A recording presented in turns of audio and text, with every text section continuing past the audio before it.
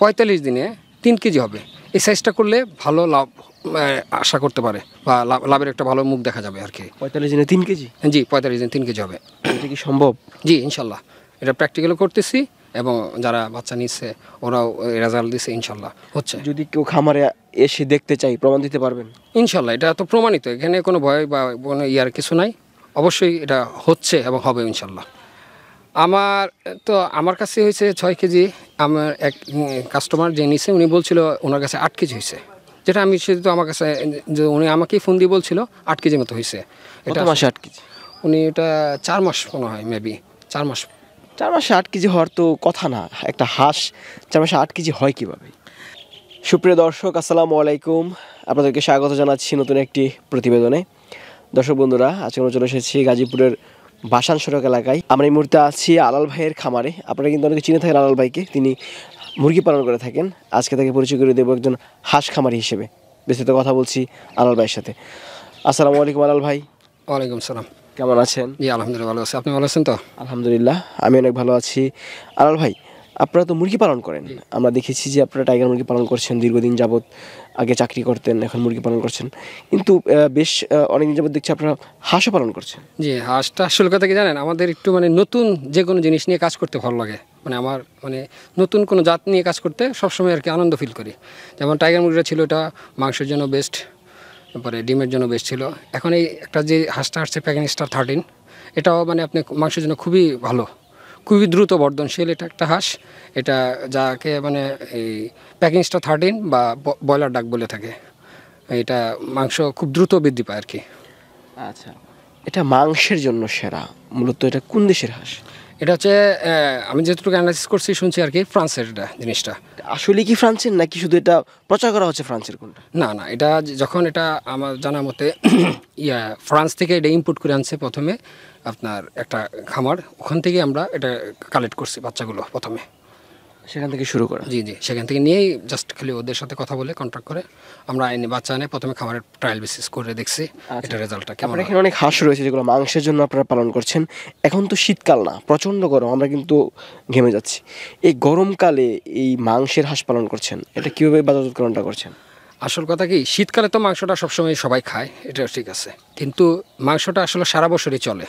কারণ ওই ডিপার্টমেন্টাল স্টোরগুলো যেগুলো আছে, যেমন ধরেন স্বপ্ন, আরও দেশের বাইরে কিছু আছে ইম্পোর্টার, যারা কিনা এই হাঁসগুলোকে কালেক্ট করে প্রথমে, ওগুলো জবাই করে ছিলে, বরফের মধ্যে, কোল্ড স্টোরের মধ্যে তারা ওগুলোকে সংরক্ষণ করে। ওগুলো করে ওরা দেশের বাইরে, যেমন ইন্ডিয়াতেও অনেক সময় আমাদের হাঁস অনেকে ইম্পোর্ট করে। আচ্ছা, তার মানে কি সারা বছরই হাঁসের মাংস বিক্রি করা যায়? সারা বছর ইনশাল্লাহ তো চলতেছে, কোনো সমস্যা হচ্ছে না। বর্তমান বাজার রেট কত আছে? আসল কথা কি, মার্কেটটা তো আপ ডাউন করে, সবসময় তো একরকম থাকে না। এখন মনে করেন যে আমরা যখন যারা ছিলে বেচি, এটা আপনি 340, 50, 60, এটা আসলে মার্কেটের উপরে জিনিসটা আসলে সবসময় নিয়ন্ত্রণ করে। 300 টাকার উপরে? হ্যাঁ, 300 টাকার উপরে ইনশাল্লাহ পাওয়া যায়। আচ্ছা, একটা হাঁস কত মাস পরে বিক্রি করেন? এটা আসলে কেউ যদি আপনার 3 কেজি 45 দিনে 3 কেজি হবে, এই সাইজটা করলে ভালো লাভ আশা করতে পারে বা লাভের একটা ভালো মুখ দেখা যাবে আর কি। 45 দিনে 3 কেজি? জি, 45 দিন 3 কেজি হবে। এটা কি সম্ভব?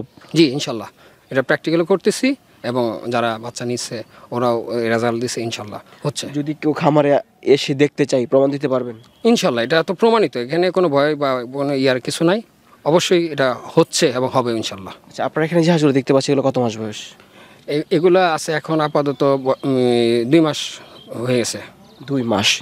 2 মাসে ওজন কতটুকু আছে এটা? 2 মাসে হবে 4 কেজি। 4 কেজি? জি।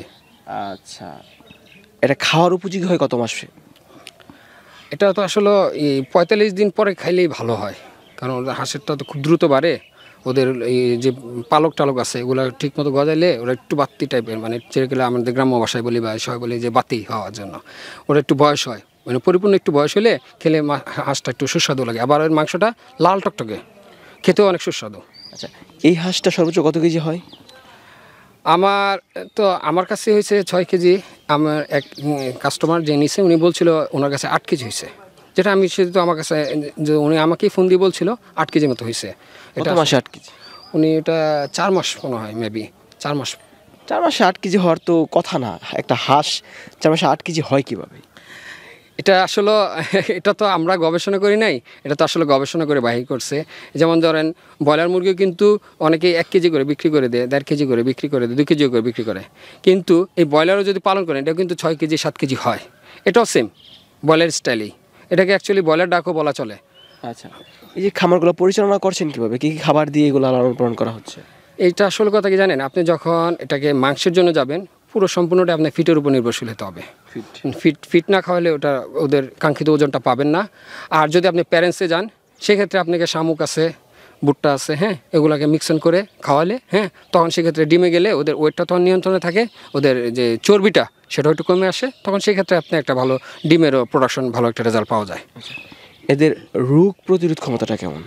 হাঁসের আসলে সেরকম কোনো রোগ ব্যাধি হয় না। যেমন মুরগির ব্রোডিংয়ে, হ্যাঁ, মুরগি মারা যাচ্ছে, ঠান্ডা লাগছে, ওদের এরকম কোনো মানে সেরকম মডার্নিটি রকম ব্রোডিং মডার্নিটি নাই বললেই চলে, মোটামুটি একদম নাই, হয়ই না। 1 পিস হঠাৎ যেতে পারে, 1-2 পিস।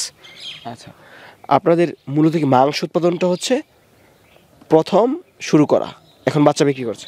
জি, মাংস উৎপাদন করে দেখছি বাচ্চাও হচ্ছে, হ্যাঁ, কিন্তু মাংস উৎপাদনের জন্য এটা বেস্ট এই জন্য বলতেছি, কেউ যদি এটাকে প্যারেন্টস করতে চায় সেটাও করা যাবে, করতে পারবে। মাংস ভালো হচ্ছে, আর এটা শর্ট টাইমের মধ্যে মাংসটা বিক্রি করে ফেলাতে পারতেছে, এবং তার ইনকামটা মানে একটা রানিংয়ের মধ্যে থাকতেছে। এই যে আপনার বাচ্চাগুলো বিক্রি করছেন, বাচ্চাগুলো সংগ্রহ করেন কোন জায়গা থেকে? আমরা প্রথমে আসলে প্ল্যানেটের থেকেই কালেক্ট করছি, তারপর তো যখন ওই বাচ্চা কালেক্ট করি বা বাচ্চা করি, আমাদের ডিলারশিপ নেওয়া আছে, হ্যাঁ, ওই ডিলারশিপ যাদের ভাই আছে ওদের থেকে আমরা বাচ্চাটা, প্ল্যানেটের হাঁস আছে আর কিছু খামারি আছে ওদের থেকেও কিছু আমরা আনি, যারা যেগুলো একদম প্যাকিংসটা 13, হ্যাঁ, ওইখান থেকেও কালেক্ট করে আমরা বাচ্চাটা আসলে বিক্রি করি। আচ্ছা, এই যে মানুষের কাছ থেকে বাচ্চাগুলো আপনারা সংগ্রহ করে দিচ্ছেন, একজন খামারিকে যখন আপনারা দিবেন, ভালো মানের বাচ্চা যদি না দেন তাহলে খামারিরা কিন্তু ক্ষতিগ্রস্ত হবে। আসলে ভাই আপনি তো জানেনই আমরা মুরগি পালতেছি, মুরগিতে ইনশাল্লাহ আমাদের রেপুটেশন অনেক বেটার। আমরা এখানে আসছি আসলে তো ব্যবসা করার জন্য এবং খামারি উদ্যোক্তা তৈরি করার জন্য। এখন আমি লাভবান হচ্ছি, আমি ইনশাল্লাহ চেষ্টা করি যাতে আমার মানে নিয়ন্ত্রণে যেসব খামারিরা আছে তারা যাতে লাভবান হয়। আমরা চেষ্টা করি মানুষকে ভালো জিনিস দেওয়ার জন্য, যাতে একজন ভাই নিয়ে লাভবান হতে পারে। সো এর লাভবান হওয়ার জন্য যেগুলো মানে পরামর্শ দেওয়া দরকার, যেভাবে গাইডনেস করা দরকার, সবসময় সেটা করেও থাকি, ইনশাল্লাহ অনেকেই সাকসেসফুল। আচ্ছা, যদি কেউ আপনাদের কাছ থেকে বাচ্চা সংগ্রহ করে কাঙ্ক্ষিত রেজাল্ট না পায় সেক্ষেত্রে আপনারা করণীয়টা কি? আসল কথা এরকম তো কেউ বলে নাই। এখন শুনেন, আপনি একটা কাজে নামলেন, নামার পরে আপনি যদি হাই উতাস করে সেখান থেকে পিছু হটে চলে যান তাহলে তো আপনি সেখানে লসের সম্মুখীন হবেনই। আপনাকে যে কোনো জিনিসের শেষ দেখে ছাড়তে হবে। আপনি করতেছেন, আপনার হয়তো কোনো একটা প্রবলেম হয়েছে, অসুখ বিসুখ রোগ ব্যাধি, তো এটা তো কারো হাতে নাই, এগুলো হচ্ছে আল্লাহর হাতে। আর হাতের 5 আঙুল যেমন সমান না, সবাই যে সমান লাভবান হবে এটাও কিন্তু কথা না। লাভবান হতে গেলে আপনাকেও স্ট্রাগল করতে হবে, শ্রম দিতে হবে, এটার পিছনে খাটতে হবে। রোগ ব্যাধি হবেই, আর আপনি অসুখ বিসুখ সেরকম হয় না। এখন আপনি যে মার্কেটিংটা ঠিক মতো না করতে পারেন, আমাদের সাথে মানে কোঅপারেটিভ করলেন না, আমাদের সাথে বললেন না, কথা বললেন না, আপনি মার্কেটে পাইলেন একটা যেন দাম পাইলেন, মানে নিজের থেকে এখন দূর পাইছি ছেড়ে দিই, ওভাবে হইলে তো আপনি লসের সম্মুখীন হবেই। আসতে হবে, ডিসকাস করতে হবে, কথা বলতে হবে ফোনের মাধ্যমে, মার্কেট যাচাই করতে হবে, দেখে যেখানে ভালো মন্দ পাবে, যেখানে ভালো রেট পাবে সেখানে বেচবে, বেচলে অবশ্যই লাভবান হবে। মাংসের জন্য এই হাঁসগুলো বিক্রি করতে কোনো সমস্যা হয় না তো বাজারে? ইনশাল্লাহ না, কোনো সমস্যা নাই। যদি বিক্রি করতে না পারে আপনারা ক্রয় করেন কিনা? আমাদের কিছু পার্টি আছে যাদের আমরা নাম্বার প্রথমে ফার্স্টে ওদের দিয়ে দিব, ওরা কথা বলবে, ওরা মার্কেট দেখবে, এলাকার তো মার্কেট আছে, বাইরেও মার্কেট আছে, যাচাই করবে, যদিও না পারে আমরা কিনে নিয়ে আসবো, আমরা সেই রেট দেবো, ওই রেটে যদি উনি চয়েস করে, ওনারও যাচাই করার আছে, উনি যদি আমার থেকে বেটার রেট পায় সেখানে বিক্রি করে দিবে, নাহলে আমি আমার লোক আছে, হ্যাঁ, আমরাও কিনে আনি, হ্যাঁ, ড্রেসিং করে, হ্যাঁ, সেটা আমরা ওই যে ডিপার্টমেন্টাল স্টোরের জন্য যারা কিনে ওদের কাছে আমরা আর কি হ্যান্ড ওভার করে দিই। মানে মাংসের জন্য এই হাঁস পালন করা যায় নাকি? জি জি, মাংসের জন্য এটা খুবই বেস্ট, প্যারেন্টস করলেও ভালো হয়, কিন্তু এটা যার রুচির উপর আর কি নির্ভরশীল। যদি কেউ বাচ্চা সংগ্রহ করে অবশ্যই ভালো মানের বাচ্চা দেবেন ইনশাল্লাহ। কেউ যদি বাচ্চা সংগ্রহ করে ওকে ভালো বাচ্চা দিতে চেষ্টা করবো, ইনশাল্লাহ ভালো বাচ্চাও দেবো ইনশাল্লাহ। ভালো থাকবেন ভাই, আসসালামু আলাইকুম। আসসালামু আলাইকুম।